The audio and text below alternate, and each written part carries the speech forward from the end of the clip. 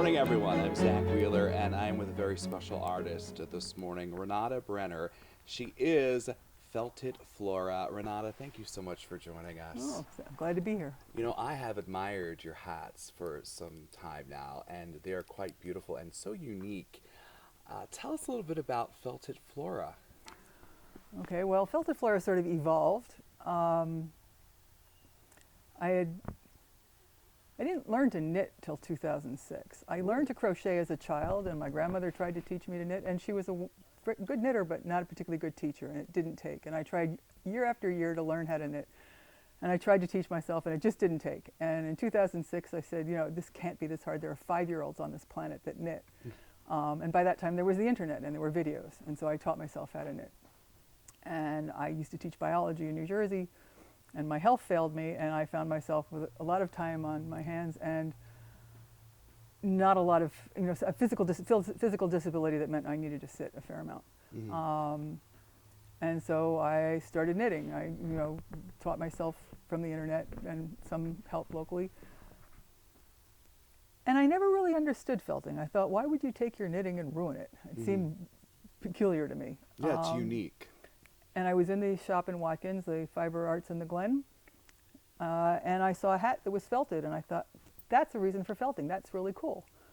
And I made it, it was, it was plain, it was the plain, what I call classic dome, like this shape, and it needed something. Yeah. And I took some of the yarn that I had made it with and made just sort of a generic rose, there was and a couple of leaves, and I gave it to my best friend. And then I made myself one. I found a free pattern that had some ivy leaves on it, and made myself one in a darker color with ivy. And I'd be in Wegmans, and people would run up to me and say, I love your hat. Where did you get your hat? What am I going to do with this? I really am enjoying this. What am I going to do with this? And so the hats and the flowers came together. And in 2014, friends from the UU Fellowship had a booth at the farmer's market in Corning, where I live. Mm-hmm. And they said, why don't you, we'll share a booth. So I shared a booth that summer, and didn't sell anything for about 2-3 months, and then I sold some hats, and it was great. Great. 2015, I was off. I had two major surgeries. I didn't do anything. 2016, I'm going to have my own booth thing now. Mm-hmm. I'd had some stuff up on Etsy. I really need to help people find the right size, color, style, etc. Much better in person. But in 2016, I got my own canopy and took it away. Took it away, and I've been doing this pretty much, continuously since 2016. All right, well, when we come back, I want to talk a little bit about these hats because there is a process that you do, obviously, after knitting to make them into felting. So we're going to take a quick break, and when we return, we'll have more with Renata and Felted Flora.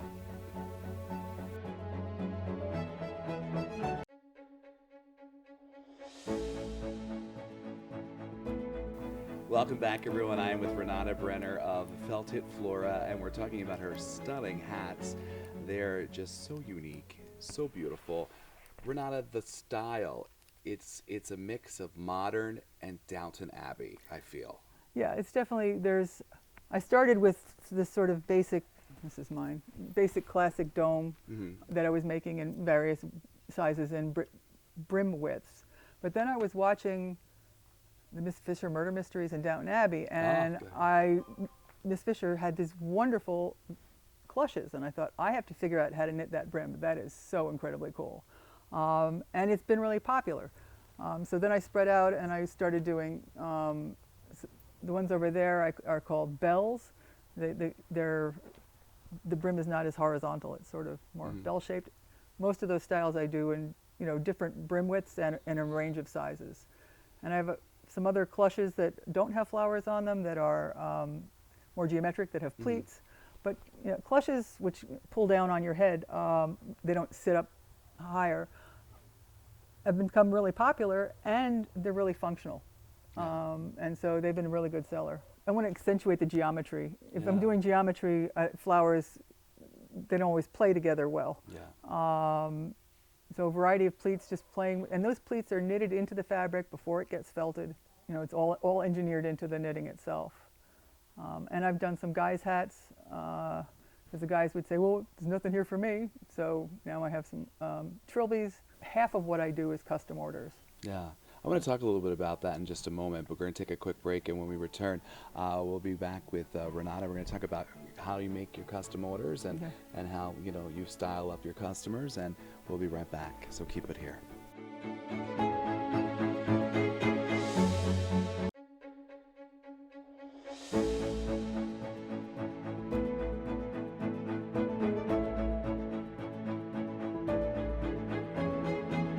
Welcome back this morning. I am with Renata Brenner, and we are talking about how she makes her beautiful hats as part of Felted Flora. There's a unique process to making these hats after you knit them, right? So I'm knitting with a, actually this yarn is particularly good for felting. Okay. Because it is a single ply. It's one strand, not multiple strands twisted together. And the way it's spun, the fibers are perpendicular to the direction that it's spun, which is called a woolen spun, if you cared about that. But it makes it felt well. Felting happens because if you looked at a wool fiber under a microscope, it has scales like a pine cone, and you get it wet, they open up, and when you agitate them, they all interlock like a gazillion Velcro. So all the shape and size are knitted into the hat before it gets felted. And to get it wet and agitated, I just put it in the washing machine and beat the tar out of it. Really? People will tell you can't felt in a front loader. I beg to differ. These are all but done in a front loader. So if you look at these hats, they don't have a brim in the back. Okay. And if you look at this, you can see that the brim on one side is much larger than the other. Yeah, you can see that. Right now I've just gotten to the point about there where I'm going to start working straight up and then decrease. So it'll be a hat that's going to be about 25% too long and about 15% too wide. And it's knit loosely, which helps the fibers agitate and find each other and interlock. Do you just wash it the one time to get it to the felt, to make it into a felt style? With my washing machine, I know that I need to run it at least one long hot cycle. If it's not, depending on dye affects, the dyes are molecules underneath the scales, and so the dye affects how well they interlock. Most hats I need to run again another 25-minute cycle, so I can sort of sneak up on it. I mean, I'm knitting different sizes, but I'm also, I can continue to felt it further. If you felt it too far, it gets stiff and becomes cardboardy. Yeah. So it's a matter of sort of, getting to the point where it's stiff enough to hold its shape, but it's not so stiff. We're going to take another quick break, and when we return, we're going to talk a little bit about the style of hats that you make, because they're really beautiful. They're really beautiful. We'll be right back with Renata.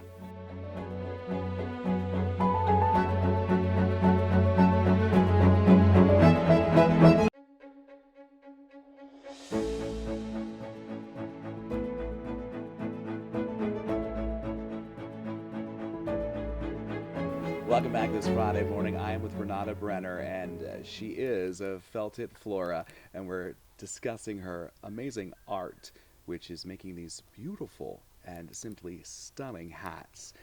Renata, where could we get one of these hats? I know we were talking, I think what's so unique about you is that you want to really make sure that the person who purchases one of your hats really has the right color, that it's the right size. So tell me a little bit about that. Right. So when I have a customer who comes in, first thing I want to do is establish the correct size. So we try in a bunch of hats and try to find what the right size is. And then while I'm doing that, I'm looking at what colors look, make their face pop. Yeah. So we can work on color and style. If they have a particular flower they like, we can work with that. But it's about size. First thing is it's got to fit properly. And if you go to the store, they're all size 22, 22 and a half. And if you're not that size, they look silly on you. Yeah. They sit up like a mushroom, or you're drowning in them. And I actually sell a lot of hats to people who think they love hats, but they don't think they look good in them. Yeah. But they've never tried on a hat that was their size. So when you try on a hat that's their size, you can find a hat that is flattering for, I would say, almost everybody. Yeah. It's just a matter of the right size, style, and color. And these are hats that you could wear, for a festive occasion or just out and about. Right. I wear mine all the time. You can dress it down to a jeans jacket and up to a nice long wool coat, something fancy. And they're good for 3 seasons. If you're 75 and below, you'll be comfortable, but in the winter you'll be warm. It's a natural fiber, so it breathes. You're not going to get sweaty underneath it. Yeah. But in the winter, it will keep you warm.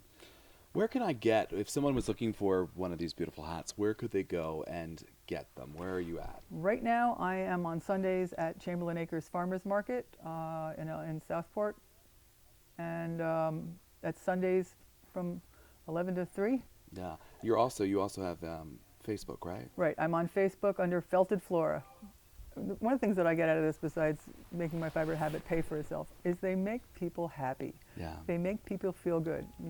People put a hat on that's proper for them, and they just light up and they stand tall. And you can see them just. It's like something just rises. Yeah. And when you're wearing them, people smile at you, which is a wonderful thing. So it feels a little bit like I've got some magic in my knitting needles. I think you People do. come and visit and just to come look at the hats because they make them happy.